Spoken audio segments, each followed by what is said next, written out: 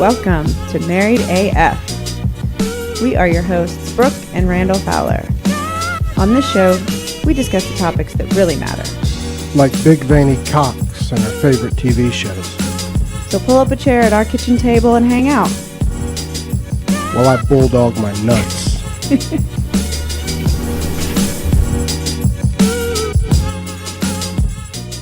What up?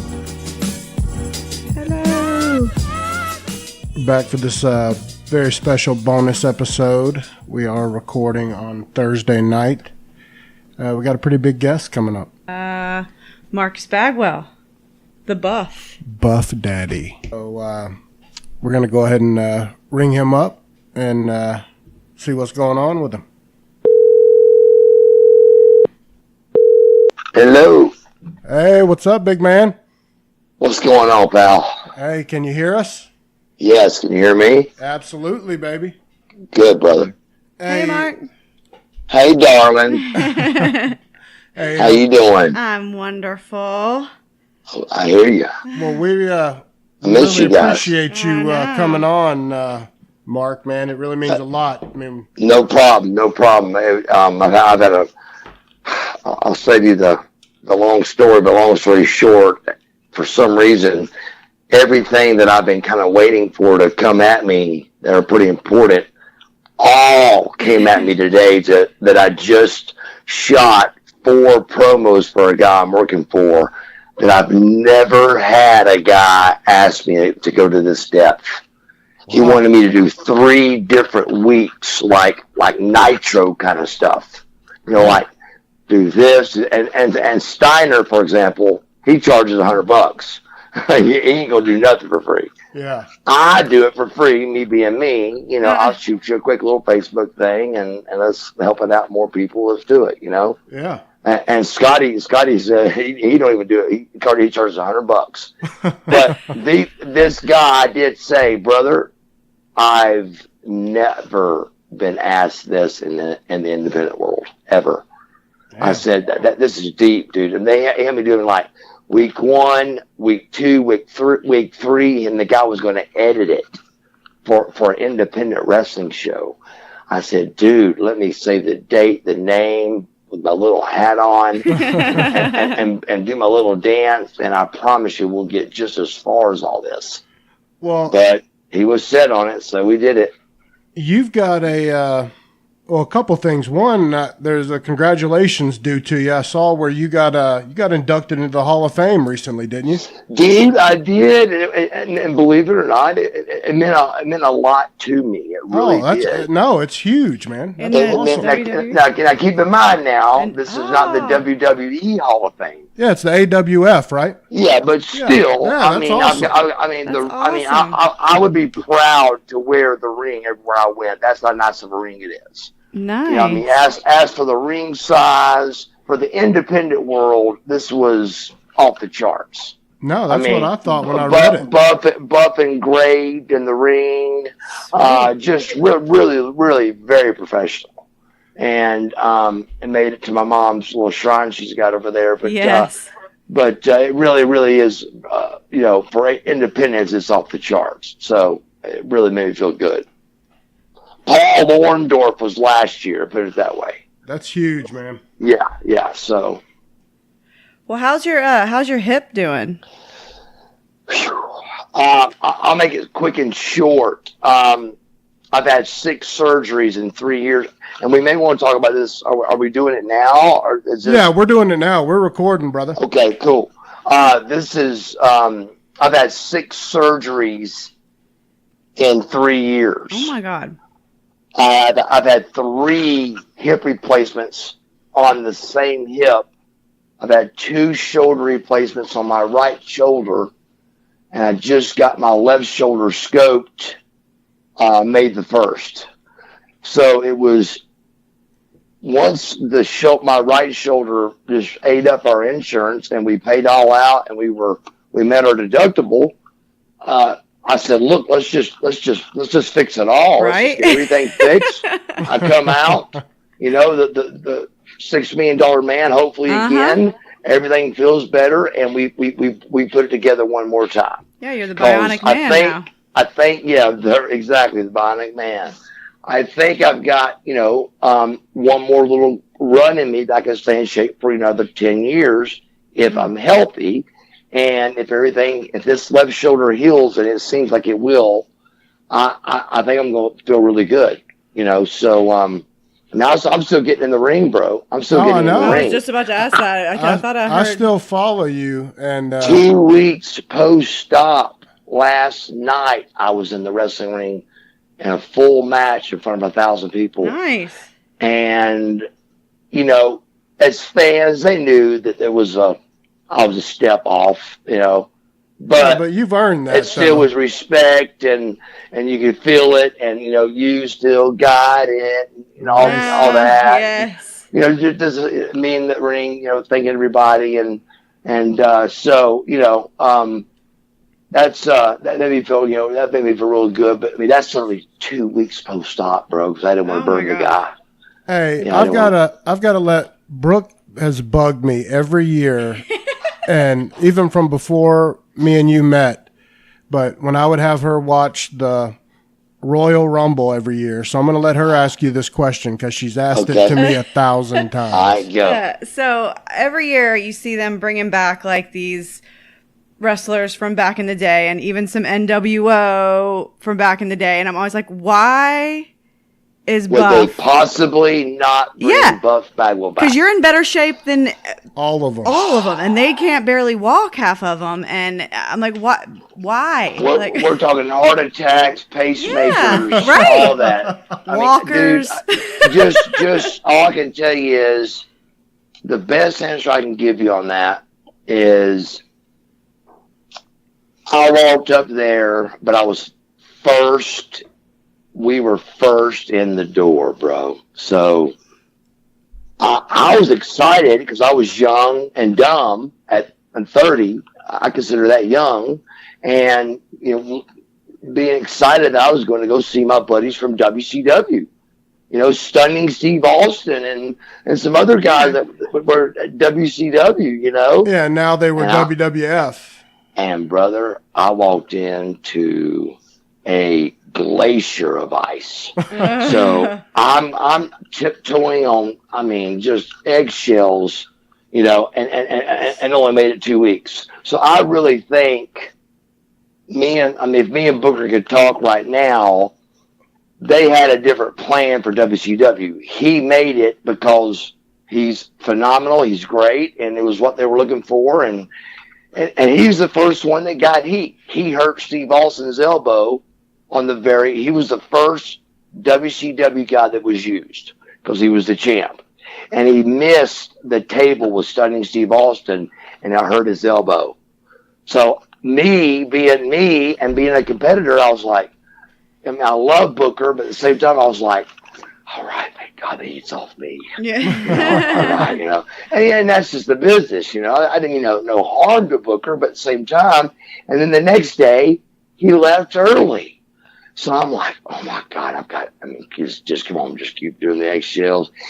The 12 guys they hired, every one of the other 9 knew without a shadow of a doubt that Buff Bagwell was going to be in the WWF.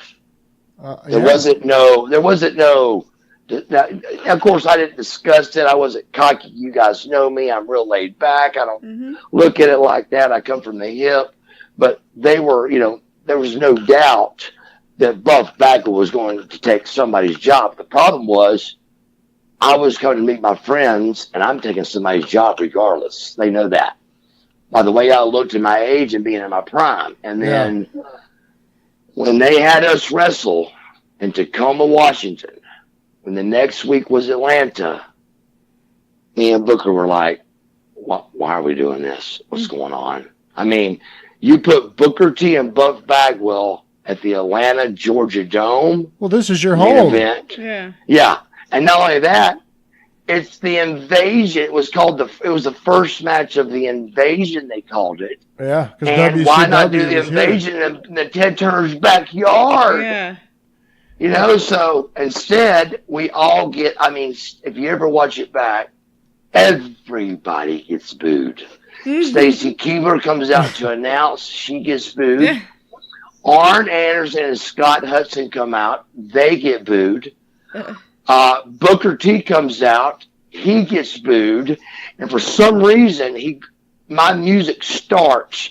And Shane McMahon grabs me and he goes, "Don't look in the camera." I went, "What?" Why? Why? I said, "Have you ever seen me wrestle?" Right. I said, "That's all I do." That's everything. I said, "I look in the camera and I pose." I said, "That is it. That's your thing. That's my deal." And he said, "We don't do it here. So if you ever watch it back, it is the most unbuffed you've ever seen walking down the ramp, just, still trying to be cool, but not the fireworks and on my knee and bringing the camera in and look at me and all that." I really it threw me off. Why did he wait till you were walking out to tell you that? I'm going to let you answer that with your mind. Because I don't know. Yeah. But it can't be good. No. He had all day to tell me. And keep in mind, not to mention, you got Atlanta the next week. Why are we forcing this? No. Yeah, I mean, they had to know you're going to get a huge pop in Atlanta. My Booker T Buff Bagwell match has got a much better chance of being. Keep in mind, we shouldn't have even been main event, bro. Let's be honest. The Stone Cold's there, Kurt Angle, The Rock was even still there. We wasn't even main event material, but they put us in the main event, and we're like going, "What are they doing? They lost their mind."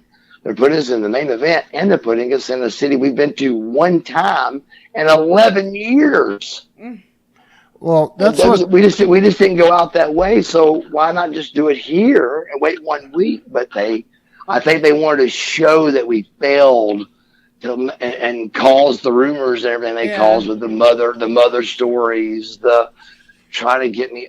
I'm in the business too. I'm in the company 2 weeks. Yeah. And Jim Ross comes up with a deal that I get my mother to call to get me out. I had 20 stitches in my head the night I wrestled Booker T in Tacoma. Yeah. Why would I call and cancel 6 days later? I'm trying to keep a job, dude. There's no way I'd say, "Mom, call and get me out of there." So they just dogged me on that. And then Steve Austin was the closest on getting to the bottom of that. And Jim's answer was he was just delivering the news. And that he liked me. Now, if he did like me and he was delivering the news, that is something I can't get angry at. Sure. But I know by watching a DVD that's out there, there's a half round table with like Mike Graham, Michael Hayes, Jim Ross, Eric Bischoff, and he dogs me unbelievably. And this is when, before these podcasts, and then he came out and said, I like Buff. We're good friends. He's a good guy. So that makes him a liar, and I can prove it. Right. But who cares and that kind of thing. But I mean that one man cost me millions of dollars. I hacked everything, and it's millions of dollars. Well, see, that's what's interesting. We got one of our listeners, which we have a ton of listeners that do wrestling podcasts. So when we announced we were having you on, they went batshit crazy. and I was going to wait and do their questions last, but because you hit on this, I wanted you to hear that there is a support for you that's unwavering out there about this issue. And he said, "Buff, I think Jim Ross is the reason that Vince let you go. Do you think Go ahead, I'm sorry. And he said, "Do you think Jim Ross made up the story about your mom calling in?" And this is just a random listener, and that's almost verbatim what you just said. Honest to God, if I kept them all, I'd have, without exaggeration, on my life, I would have between 10 and 15,000 emails that were worded a little different, but essentially why are you not there? What's going on? Where are you at? How could they possibly not use you? You were such a good talent. We were so excited. I mean, how do you fire Buff Bagwell in the Phillips Arena? I got fired in Atlanta, bro. Or as they call it, I got released. Well, it's almost like they made an example out of you, is how I look at it. That's what I really think that happened. They put us in a really tough situation in Tacoma. I think Vince knew he was doing away with WCW in Tacoma. I really do. Yeah. Of course so he did. He let us go out, get booed, and we didn't have a great match. I've watched it several times. It's definitely not a bad match. Well, you didn't have a great match because Shane got in your head and fucked you. Regardless of any excuse, no excuses, all the excuses down. It was just a decent match, and that was it. Yeah. But we didn't trip or fall or do the both duck for just something really silly. Mm-hmm. It was a pretty decent match. And back in the back, Booker kind of started blaming me a little bit, and I go, whoa, Book. Mm-hmm. I said, wait a second, brother. I said, do you know how many times we've wrestled throughout Scorpio, Stars and Stripes, Dale Wilkes, the American Male, Scotty Riggs, thousands of matches, thousands of spots, and not one slip. We had great chemistry, but the boos and nobody really giving us a finish. When we finally started getting a little heated, Johnny Ace spoke up and goes, let's just drop it because we made a mistake. Pat, one of their main guys, Pat Patterson, does their main event finishes. Well, Johnny Ace was in control of the 12 WCW guys. So Johnny thought that Pat was going to do the finish and vice versa. So nobody told us anything except Steve Austin, and Steve Austin was God. So you listened to what he said. And he said, we're going to come down right toward the end there and beat you. You join in. We'll toss him out. Let me toss you. He told me the whole deal. And so I just assumed, when Steve Austin tells you that's what's going to happen, right? Back then. No shit. 20 years ago. So we go out and do it and get booed completely out of the building, dude. It's just crazy. Well, Brooke also wanted to ask you a few is it true questions for some of our listeners to know if it's bullshit or if these are real stories about Buff Bagwell. Yeah, so there are so one is, were you really a stripper back in the day before wrestling? That's awesome. Yes, nice. Oh my God, absolutely. It was why wouldn't you have been? Right? It was called the lemon pill. I'm flat broke. It was called the Lemon Pill, and it was a place that would allow 18 and up. Ooh! And if you wasn't 21, you had to wear the little brace and show you could drink and all that deal. But still, I don't think there's one in Atlanta anymore. I don't think. I've never heard of that. Where was it in Atlanta? It was off Buford Highway. Oh, that sounds about right. Yeah, the only male strip club I even know of in Atlanta now is Swingin' Richards. Right, Swingin' Richards is one that's totally new, Joe. Yes, oh yeah,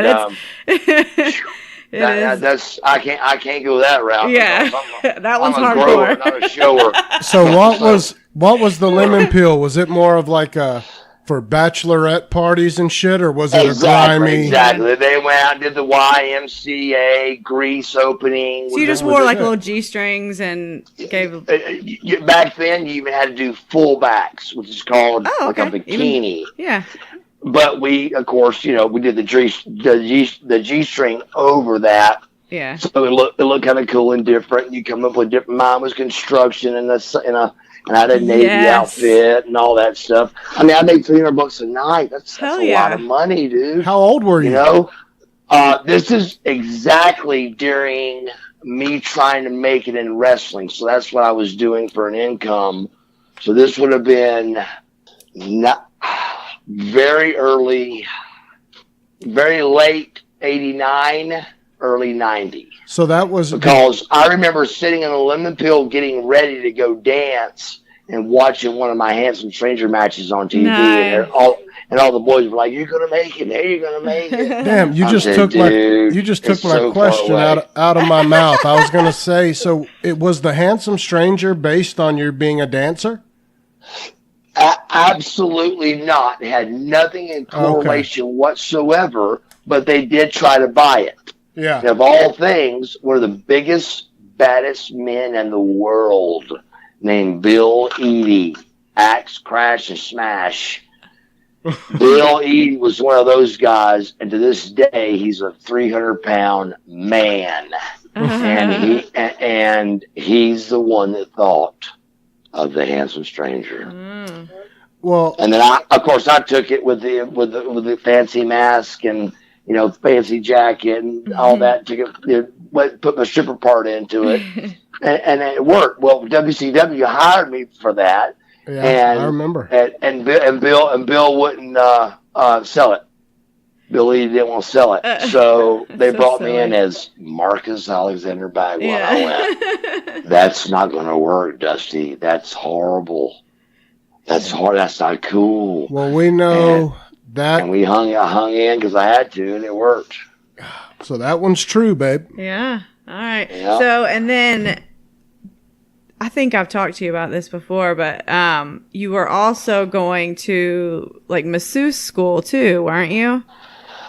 The very first thing I did for an adult income was I went to the Atlanta School of Massage. My father, for 17 years, owned a lumber company that my two brothers were working at, and when I graduated in '88, I was going to work at.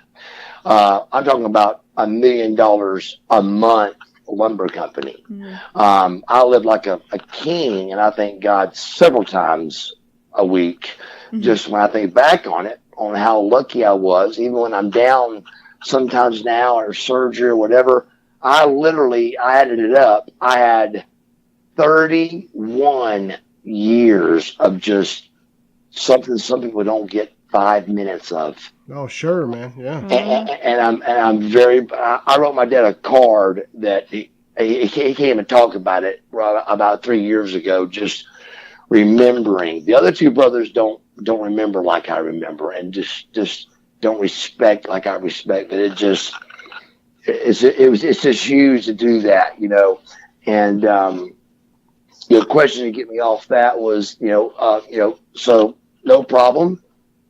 Here's the problem. I got a 1.8 grade point average. I'm all county, all state in football and baseball, but nobody cares because I got a 1.8 grade point average because I didn't care either. I went to school just to work for my mom and dad. So at the end, I remember Dad opening his safe and he had like about $100,000 left after making 17 years of all that money.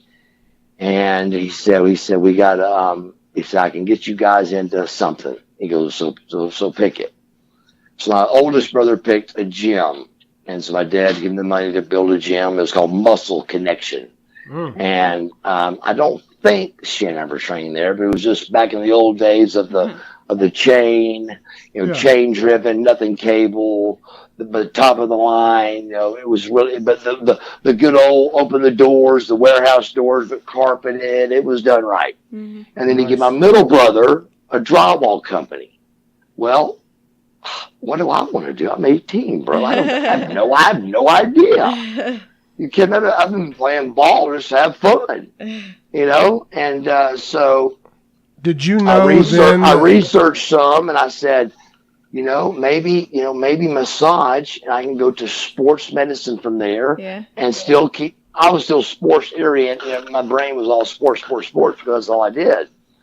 And I stayed in shape and all that. So I get out of the school. I $10,000 and I go to the Atlanta School of Massage. So as we speak, I'm a licensed massage therapist. Nice. Yeah, as we speak, and it's and I had a great job. Women would walk in, take one look at me, and walk straight out. Because they didn't want to get hilarious. Yeah, because they'd be too and it blew my mind. Absolutely self-conscious. Like, now, nope, if not somebody would getting have told me naked. that, right?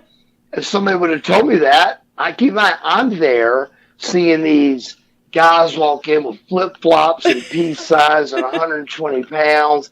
Here I am, jacked up, tan, good looking kid, and I graduated top of my class. So I thought, man, I'll get a great job. And all that. So I had a great job called Corporate Sports. I was in a company called Corporate Sports.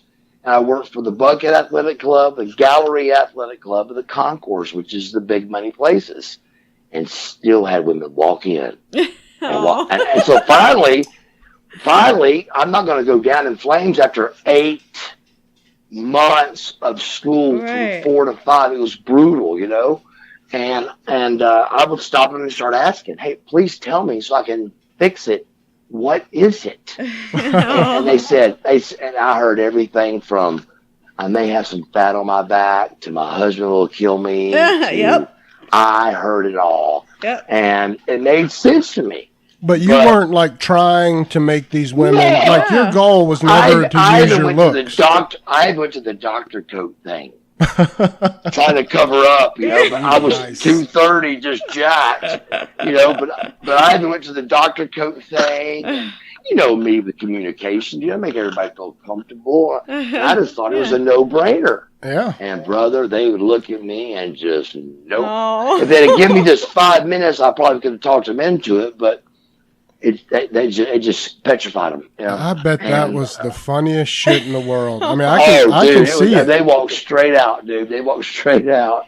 And here I am, came highly recommended, number 1 out of my class. Eager to work. And go to work. And that's what happened with wrestling. I was at the pool, and my first wife was a stripper supporting us. I'm stripping at the lemon peel to support us. And I'm at the pool thinking, now what are we going to do for, life, for a job? And Missy Hyatt sees me from across the gym. From across the pool. She sees me, and the girl with her don't know that I'm married. The agent don't. Yeah. So I come back from the pool, and she's moving in right next door, like across the hall from me. And I thought, it's kind of weird, Didn't think nothing about it. That night, she knocks on the door, and Missy was real cool, so she told on herself. She goes, I saw your husband today. He was good looking, of course. So I said, move me wherever that guy's at.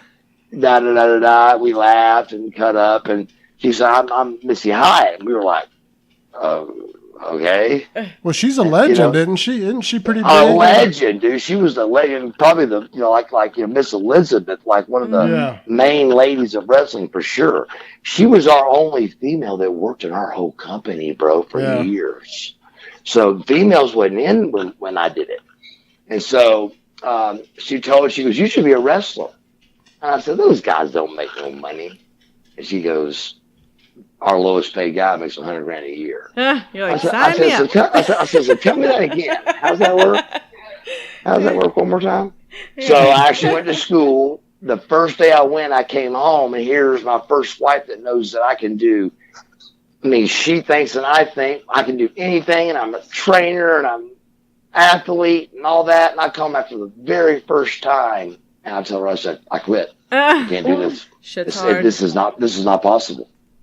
I said, just doing this one time nearly killed me.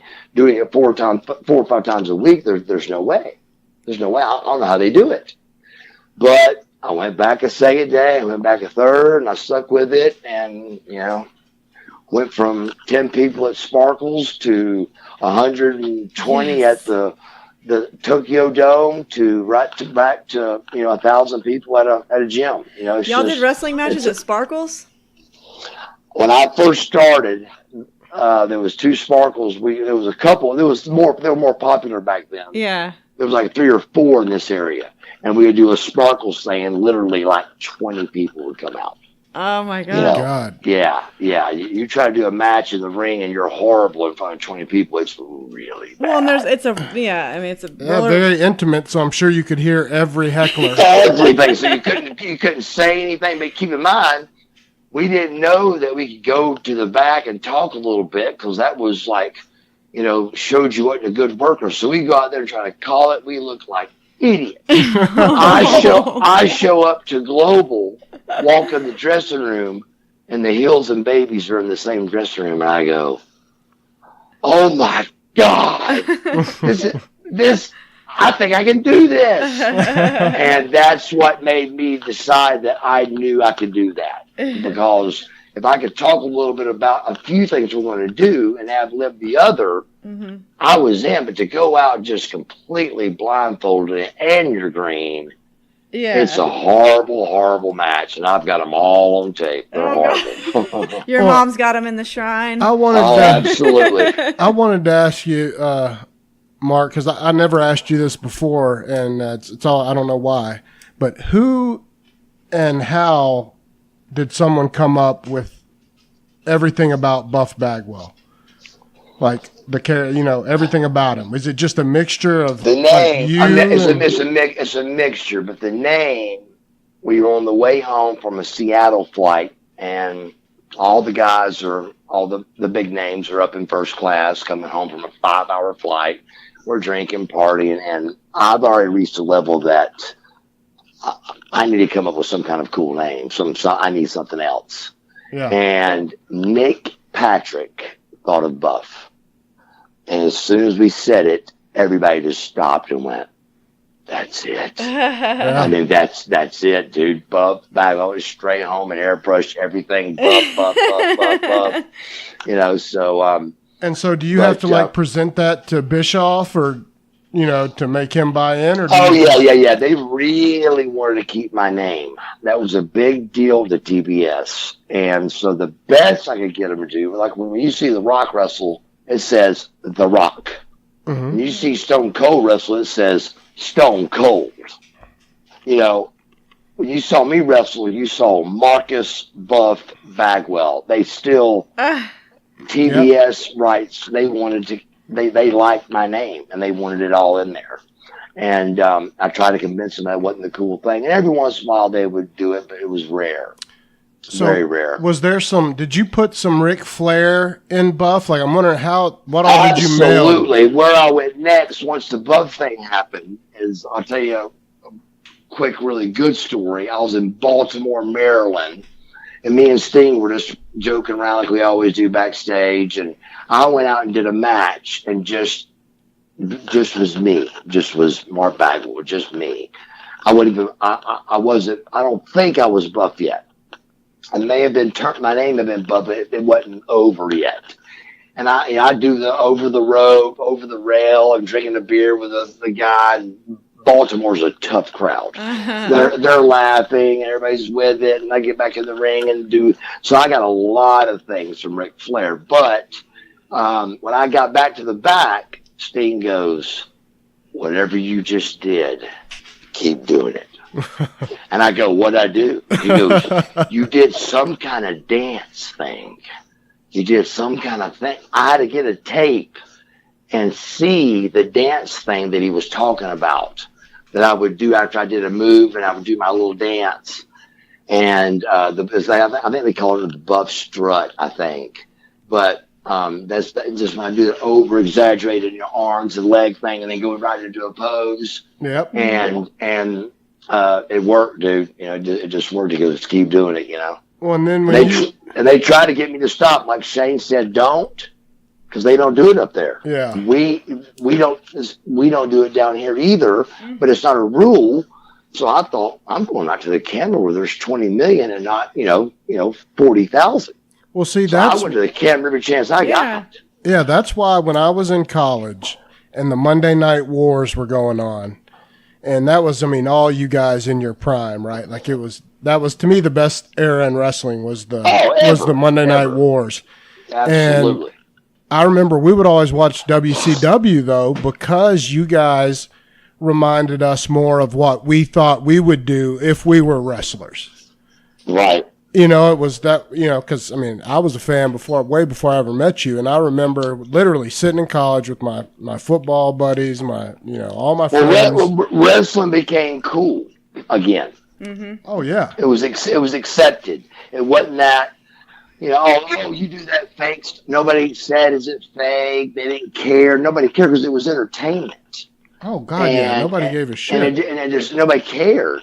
So guys with suit and ties would walk up, to get my autograph, and I mean, in the middle of getting ready to take a bite of food, and you know me, I'd sit my food down and no problem, how you doing, buddy? But there was a lot of guys that would, you get a Scott Steiner, he'll bite your arm off, So, but I was just always, it was just easier to go with it than to fight it for me. So I just always went with it and just tried, and it was, a lot of it's genuine, bro. I really am a Southern good guy, so a lot of it's that. Well, so what, if you had to sum it up like in a sentence or a quick paragraph, what was it like in the middle of those Monday Night Wars? You're all of you guys are rich. You're making tons of money. You're all good looking in your prime. What is it like on the road, if you can remember going back to that time? I can I remember everything, and it was like a dream. It was so unbelievable, dude. I'm sure. We would drive our car to Peachtree Industrial Airport or to Charlie Brown Airport, Fulton Airport. Oh, y'all had charter planes with a red carpet out. What? And we to go to work. To go to work, limousine picked us up and pulled us into the building where the guys are that have been on the road all weekend. We're all shaved, tan, jacked up, and we're trying to act like to Eric, hey, it's cool, yeah, hey, well, thank you. But we're really trying to hide. We're kind of trying to hide from the boys because they're looking like, who's got out that limo? What are they doing? Oh, I bet they were pissed. Oh, God, dude. Tons of heat. I mean, you got guys that are probably renting cars and driving all over the place. Four guys renting a car and two to a room. If not, they do the four and split off the bed spread. I've done it with four. You take the mattress off and you flip for the box springs. Oh, good God. So I've done it. And that's what they were doing too. Unshaved, eating and looking at us come walking in, tan, perfect outfits, ready to, and they're like, God, these motherfuckers. Oh, I bet. It had to be like a rock star life, though. It really was, dude. It was crazy. I mean, literally, one day, of all things, quick story, this is a true story. I called in sick. You're buff Bagwell, and you're going to go somewhere where fans are going to cheer and you're going to have a blast, and you call in sick. and I really was kind of sick, but it was from party. And I think for some reason that weekend we partied a little too much. I usually never partied on Sunday because of Monday, but we did. I woke up and I thought, I'd never do this. I'm just going to, so I call up and Eric grabs the phone, Bischoff, and he goes, get on one of those things with wheels I pay for and get your ass here. Suck it up, Buttercup. And I said, yes. I said, yes, sir. And when I got there, I figured out Norton had already called. And we were vicious and delicious. Yep. So of all things, my partner had already called, tried to do the same thing. And he was really pissed at me for being the second one, and he was like, I said, so you got the brunt of it, probably. Of course I got the brunt. But it was really like a dream, bro. It was, I mean, I swear to you, I was in a titty bar one time, the Oasis, and every girl was at our table because all my buddies. Oh, that's over there on Buford Highway too. Yeah, it sure is. and the manager comes up and asks me if he can have some of the other girls for the rest of everybody else. And I said, dude, I haven't spent a dime. I said, and I'm probably not going to except a few beers. I said, so I'm not keeping them here. They can do it. At the same time, I look up and I'm on TV. I mean, how much cooler could you want to be besides being surreal. On TV in a titty bar, strip club, and it was so much. And you're like 20-something years old. Yes, 26, 27. I said, let's go. It was too much. Mm-hmm. Well, I mean, it was so cool. It was uncool. Yeah, overwhelming. Yeah, I mean, it really was. It was that cool. And I just went, guys, let's roll. Let's just roll. Well, did it ever get to a point with you? I mean, because I'm sure at one point you're loving it. You're young. I mean, you're a good-looking guy, and you got the world at your fingertips. Does it ever get old where you're like, good God, I'm tired of these bitches trying to fuck me? Or no, it really didn't. I juggled that pretty good because it just was. At 24 years old, after my first divorce, I really became like extremely honest because of me. I had so much coming at me. I would just tell the truth. A girl would call me and she'd go, "What are you doing tonight?" I go, "I got a date." Well, who with? Missy. Oh, where y'all going? I'm just so and so. I just, because I wanted to be able to lay my head on a pillow and tell the truth. Yeah. Now, the problem is, at first, girls were attracted to that. Yeah. But if you stick to it long enough, eventually they see this guy's really for real. He's not just putting this on. There was a time during my calf surgery where my ex-wife and two of the girls were at my house. Like waiting to serve me, and I went, "This is just too much. It's crazy." Yeah. So yeah, but no, I didn't get sick of it by no means. Well, you got, but it did. Keep in mind, my lifestyle is very selfish. I'm a very unselfish person, but I mean, it was training every day, tanning every day, cardio out of the bed. I mean, my world was my body. And I kept it that way as long as I could. Well, yeah, and that kind of gets me to where we're getting to like the now part with all the injuries that you've had. How is your body responding? Because I've lifted weights with you. I know you're a genetic freak that you can bounce back from injuries probably like no one I've ever seen. I mean, I've seen you come in, no abs, and then 6 weeks later, you show me all your abs. Right. I remember that. I remember that every once in a while we talk. But to be totally honest with you, when I had my car wreck in 2012, which was 6 years ago, so I was 42. I remember just killing it, man. Just working out, nothing hurt. Felt great, dialed in everywhere, but it wasn't coming back. And I called my dad. I called my father, and I said, "Bro," I go, "What? Tell me something. I'm doing this." He goes, "Son, you're not gonna like to hear this, but you're a 42-year-old man." And I said, "No, Dad, you don't understand. This is different. I'm doing cardio for 30 minutes with no hands. I'm doing this, and everything's great." 6 months later, I called my father back, and I said, "I owe you an apology. Yeah. It is my age." It sucks when that happens. And I really never came back fully from that. But after that came my worst part in the last 3 years.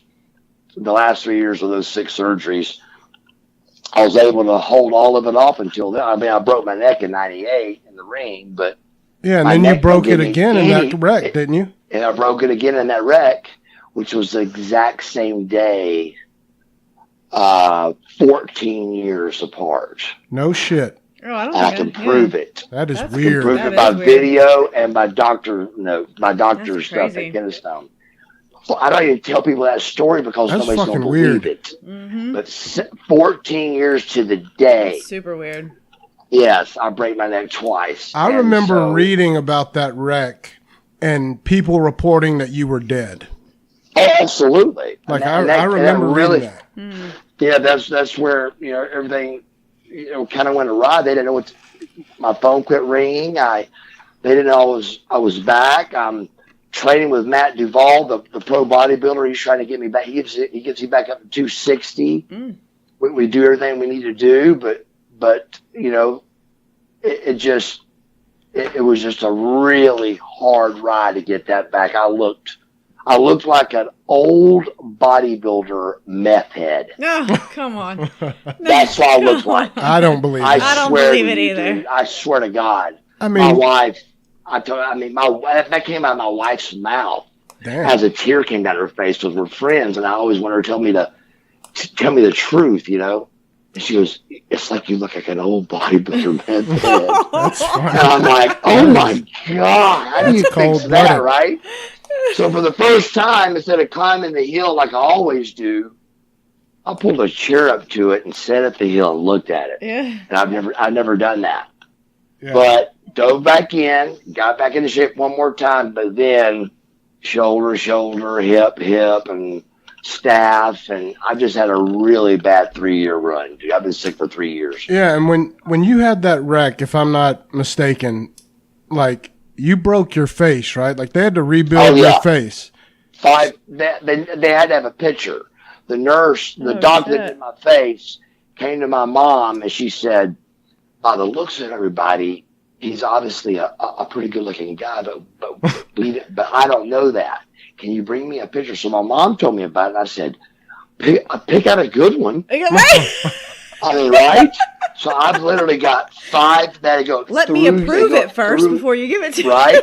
Absolutely.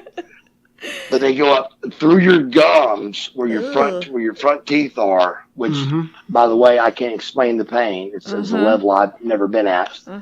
And I got 5 plates across my right side of my jaw, and I also broke my occipital bone under my eye for the second time. I did that as a kid.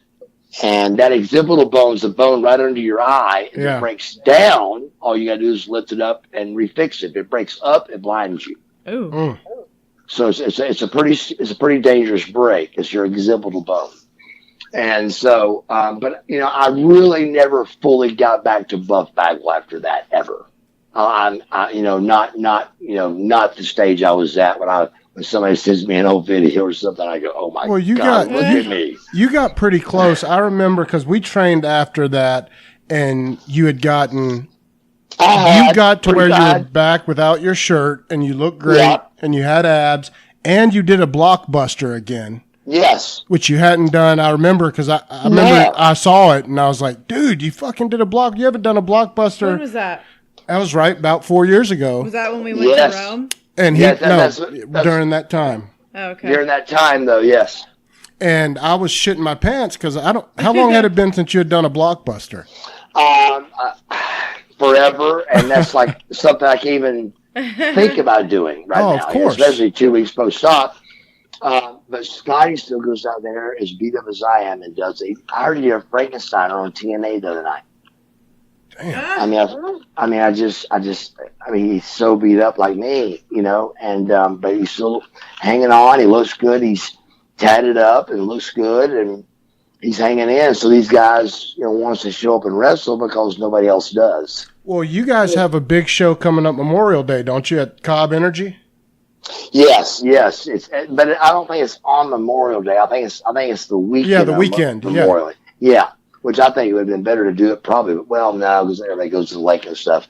But it's the 26th, May 26th at the Cobb Civic Center, which is where WCW used to do our TV tapings. Yeah, and then we switched to center stage. You guys got a lot of big names at that one. I saw It's a great card.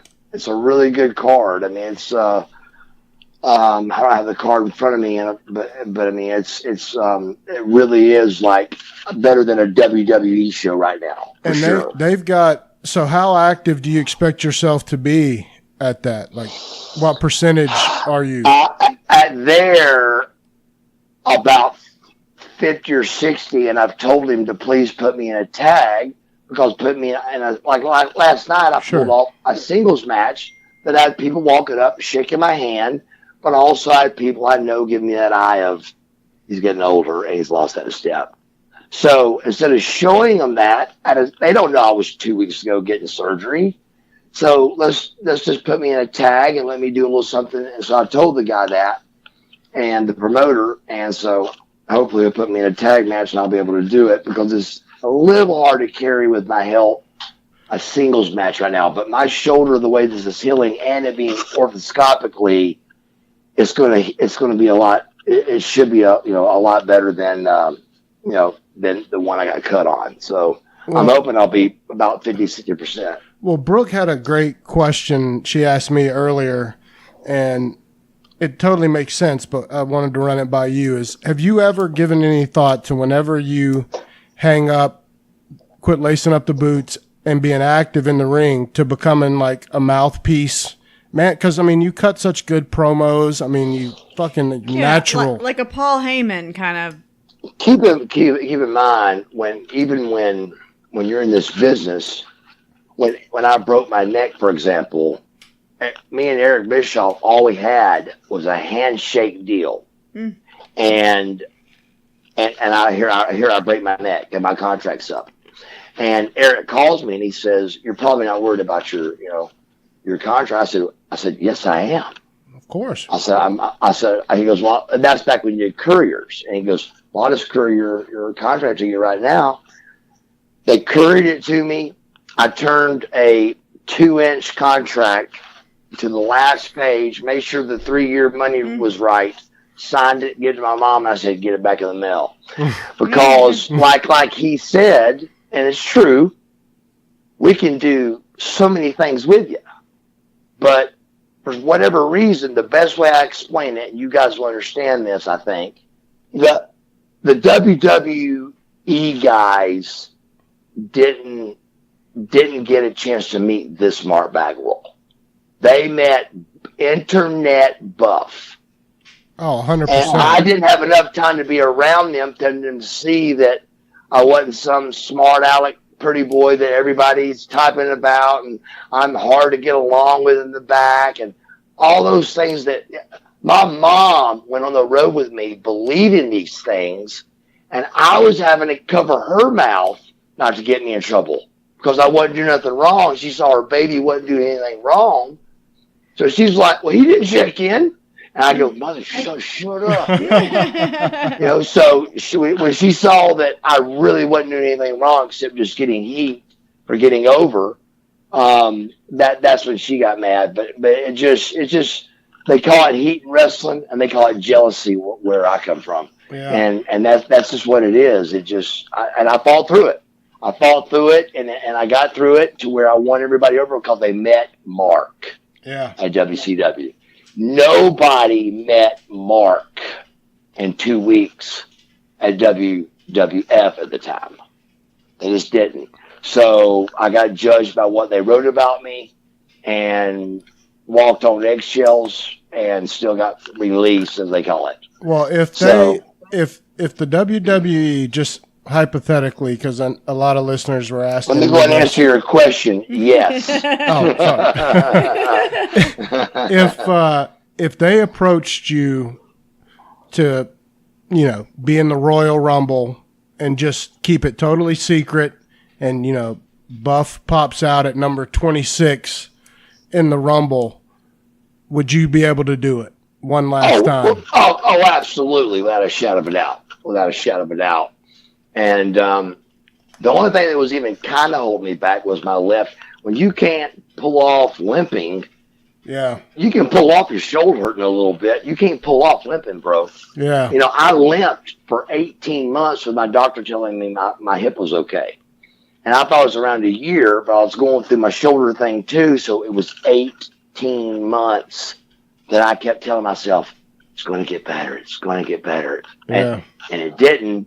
So I really should have went in 8 months earlier probably and got it fixed. But everybody got to see me limp. I mean, horribly. They knew I was hurt. They knew I lost a step. And I wouldn't say it hurt my career because it's the indies, but it sure as hell didn't help it. Yeah. And but now I'm waist down. I'm 100%. Yeah. It's just getting my buff body back the best I can. Yeah. At 48. Well, I got one last question. I'm going to let you go because you've been way too generous with your time. I mean, we're almost an hour in. I don't want to hold you up forever, but this one is strictly a selfish question for me. I want one good Stone Cold story because he's my hero. Stone Cold Steve Austin. And we talked about it when I did his podcast. dumped ice on me, not once, not twice, but for 2 years straight every time I took a shower center stage. Oh my God. That's funny. And you know what I did? I walked out whistling and doing what you're supposed to do with wrestling because Missy taught me, don't sell it. Yeah. Most guys come out, who the hell did that? You know, you just can't do that in this business. So if they figure out that you can take a rib and go along with everything, you get accepted. Yeah. Yeah. And that Don't takes a while. Bitch. Right. And especially if you got some looks to you or some workability, that compounds it. So you got to really try to be, straight. Then they found out I was a little bit of a badass. And so I wasn't just this prima donna over the corner. They didn't realize the little guy in the corner had been to jail more than anybody in the whole locker room, all of them together. Oh, yeah. But I had to sit there and act like I was, the little silver spoon in my hand and just got lucky. And, I'm dressing with Dusty Rhodes, Ricky Steamboat, Jake the Snake. I mean, but once they found out they actually, about 10 of them saw me knock a guy out cold with one punch, and it just blew their minds. Well, I mean, I know that you've got boxing background. Right. Yeah, exactly. But you can't say that kind of stuff to wrestlers. They're sure. Yeah, sure, whatever. 100%. So I just wrote it out. I did my right thing. Yes, sir. No, sir. And till finally Sting saw it first and started riding with me. And they gave him hell. What are you doing riding with Bagwell? Now that's two pretty motherfuckers right there. Right? He's a fag. Come on, get away. I mean, come on, man. And then Steve's like, dude, he's cool. So once everybody found out I was cool, I won them over a little bit. Once they found out I was a little bit of a badass and at least would swing at you, then I was accepted by your nasty boys and your other groups, your tough guys. Yeah. So it was very hard, but that's what I'm trying to say. They didn't have a chance to learn me in 2 weeks up there. That's truly what I feel happened. Yeah. They just didn't have a chance to really meet Mark. They met Buff. Well, and earlier you asked a question, and I wanted to answer that. Earlier you asked, I think everybody's character on TV is just an exaggerated version of their self. So me being Buff is just me exaggerating Marcus to the most. Oh, I would agree with that. Same with Ric Flair, same with everybody. John Wayne, I don't think ever won an Academy Award. Maybe won, but I don't think so because he always played himself. Oh yeah. He didn't play a doctor or a retarded person or he wasn't an actor. He was John Wayne. Yep. And so he didn't get Academy Awards. The same kind of thing with this, Well, did you see it coming? Because I know you and Stone Cold, have a lot of history together from how far y'all went back. Could you see in the future that were you surprised when he became Stone Cold and blew the fuck up? Absolutely, because we shoved him down everybody's throats. And his deal when we were there, and we talked about this on this podcast, he was always hurt. Yeah.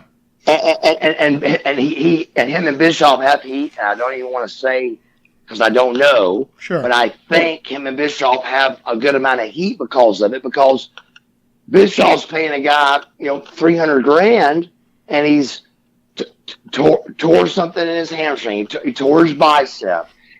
We couldn't use him. Yeah. As good as he was. So Eric fired him because we couldn't use him. Then of course Vince loves that. He always loves taking Kevin Nash. I was beating Kevin Nash at center stage when he was Vinny Vegas. Yep. A 5'10" guy beating a 7 foot tall guy. You're not over. Yeah. And Vince loves that. He takes him up there, and then Diesel's next, and he's look at him go. Yeah, the rest is history. The rest is history. Well, so do you remember when Steve cut that first promo as Stone Cold and the whole world changed? No, I actually wouldn't know that. I just know I can remember John Cena's first one. Yeah.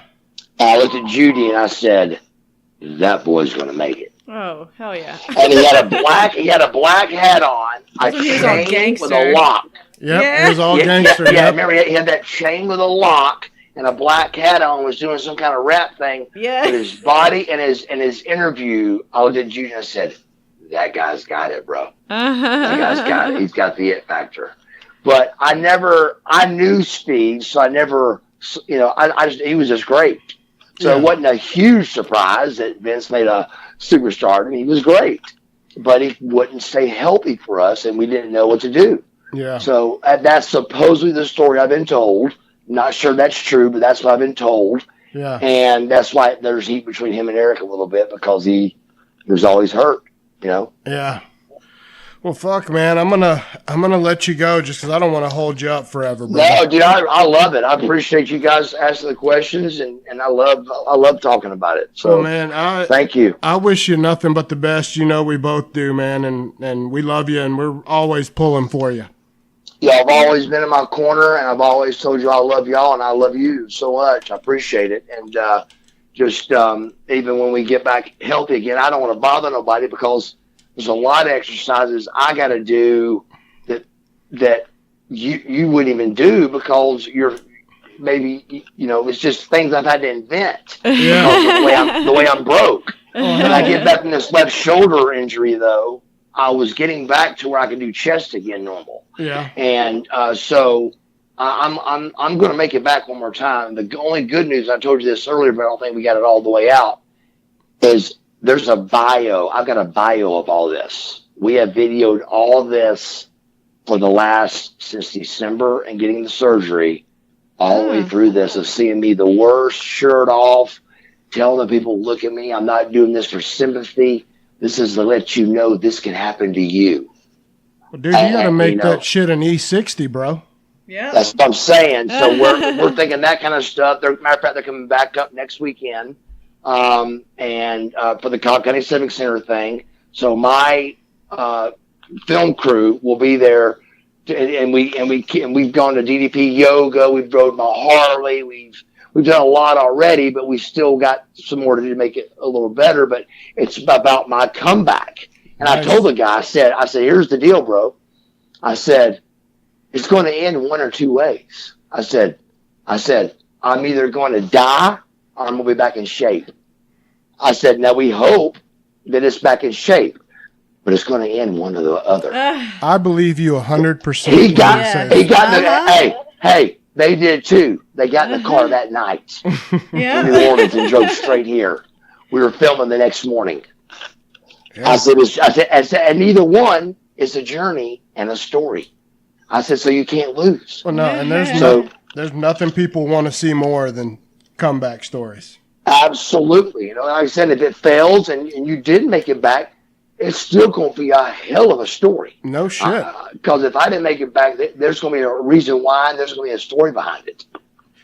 So I just hope the fans will like that. I think they will. Oh, they will. I just really appreciate everything. And how you get in touch with me is Mark Buff Bagwell on Facebook.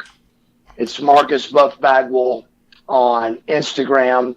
And it's Mark Buff Bagwell on Twitter. Oh, beautiful. So if you get a chance, anybody, the fans want to touch base, but I try to keep up with everybody I can, but it's hard. Oh, I'm sure. And but still at the same time, it means a lot to me, and I still get fan mail to my house, dude, and it's crazy. And I'll sign it. I mean, from Germany, from Zurich.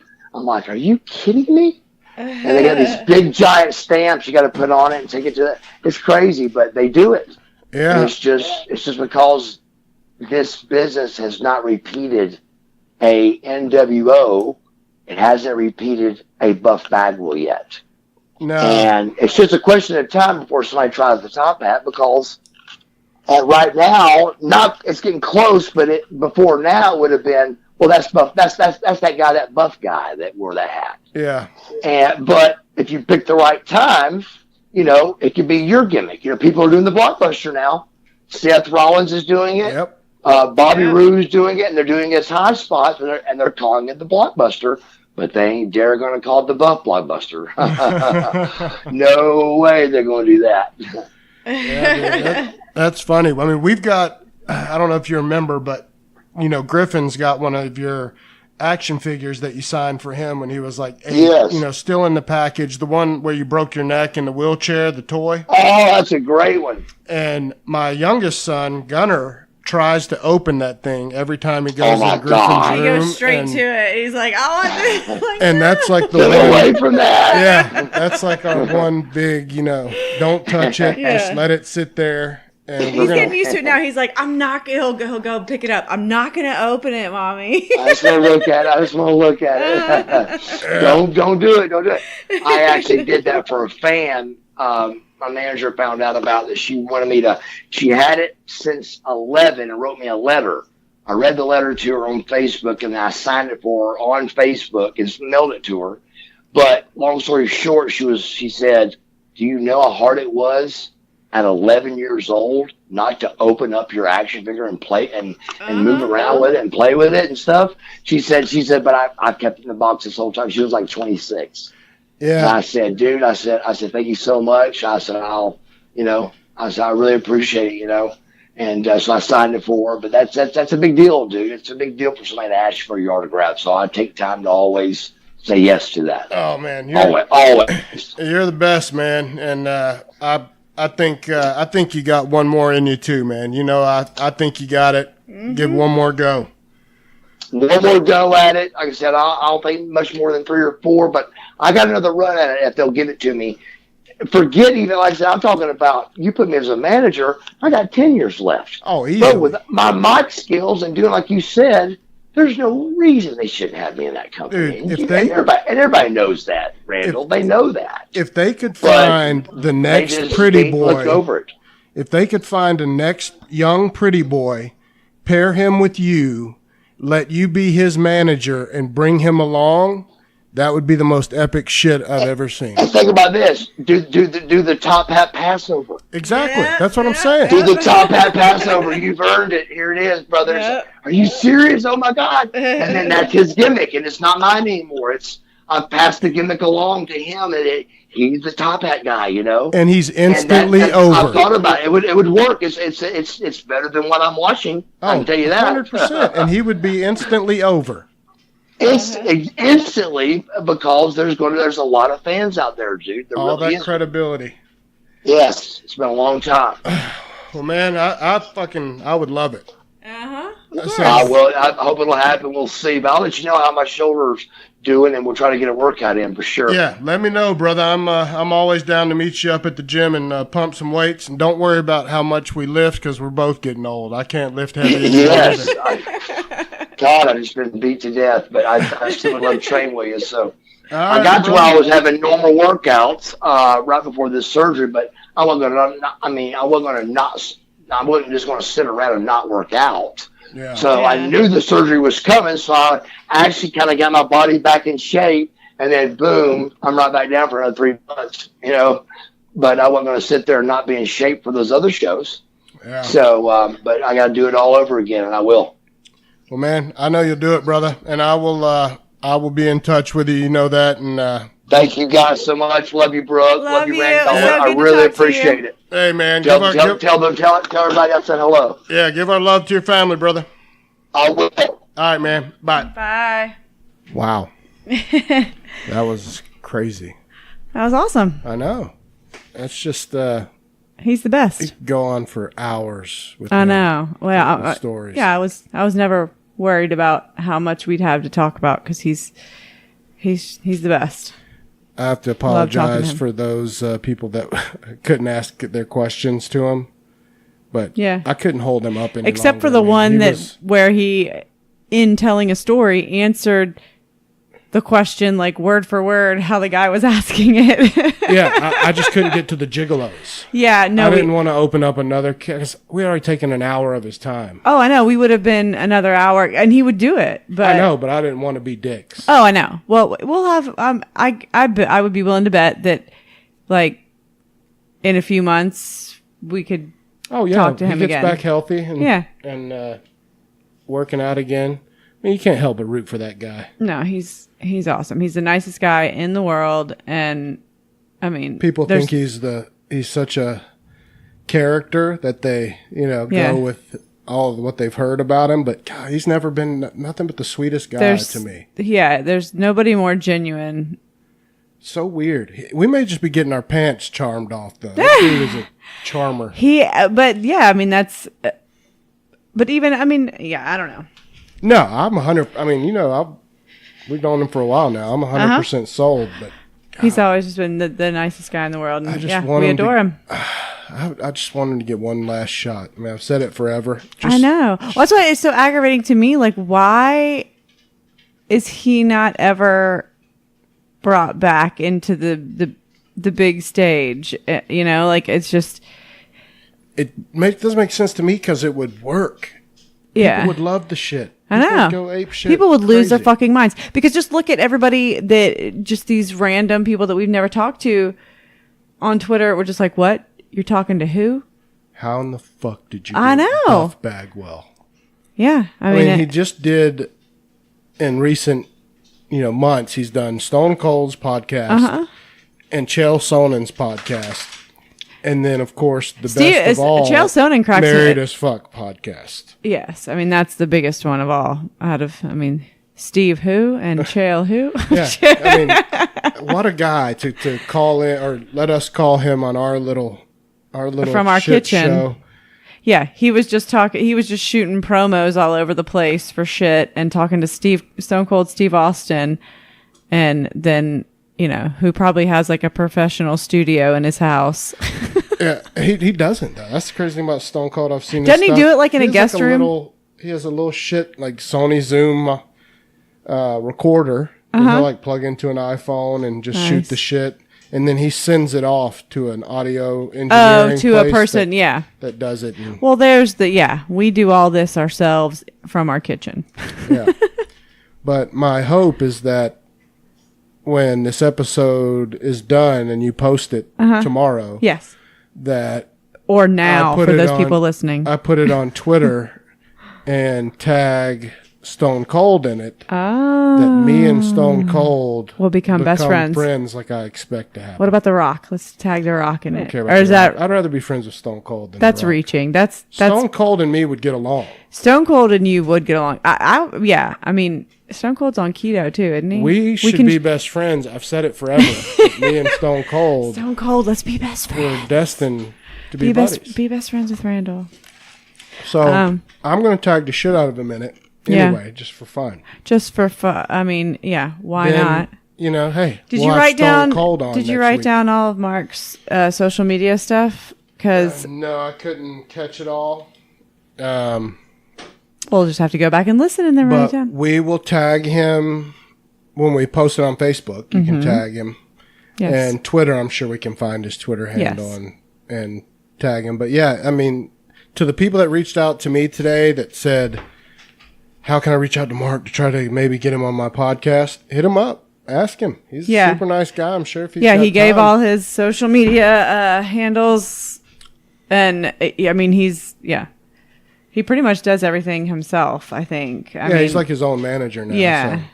So. I think we just helped cultivate a perfect retirement gimmick for him, though, with being a manager. And I give that totally to you. You thought of that. That's the first I've ever thought of it when you said it tonight about him being like Paul. I was like, what the fuck? Yeah, because he's so, I mean, like, 100%. That's his thing, is like being able to talk and like. Yeah, and his body's just beat the fuck. I mean, the guy's had so. But he still looks better than any of the. Oh, God, yes. I mean, it's incredible. Yeah, as much as, as much as shit he talks about himself not being in great shape, for your average 48-year-old, he looks fucking amazing. And then one that's done flips off of turnbuckles for 25 years. Well, and beat the ever-living shit out of his own body for, decades. What about Buff being a stripper at the Lemon Peel? Oh, my gosh. That's some... Y'all are welcome. Because just picture him in the visual in my head, I'm like, yes, it makes sense. Yes. Oh, my gosh. He's 100%. Back then, oh, my good gracious. Yeah. No, I bet... Shit, I bet Just he made if you some don't, money. yeah, anybody that's listening that doesn't know what he looked like back then, Google it for fuck's sake, because he looked like Tom Cruise. he was gorgeous. He's a handsome. He is a handsome man. Yeah, so I enjoyed the shit out of that. Yes. And so I'm going to count that as the bonus episode all in itself. We don't have to answer no questions. Fuck that. Yep. Oh, I think I found him. Maybe. We did our job. Yeah, so we'll post this tomorrow, Friday. What's tomorrow? The 18th. God bless it. Yep. May 18th. Yeah, we'll post it then because it's late and just because. Yeah, but we're tired and we enjoyed the shit out of it though. Yep. So I want to give Mark a shout out again, thanking him and his wife, Judy, for probably allowing him to step out and talk to us for an hour. She's awesome too. So yes, Judy, you're awesome. So we're going to get the fuck out of here. So you guys suck each other's dicks and go fuck yourselves. Bye.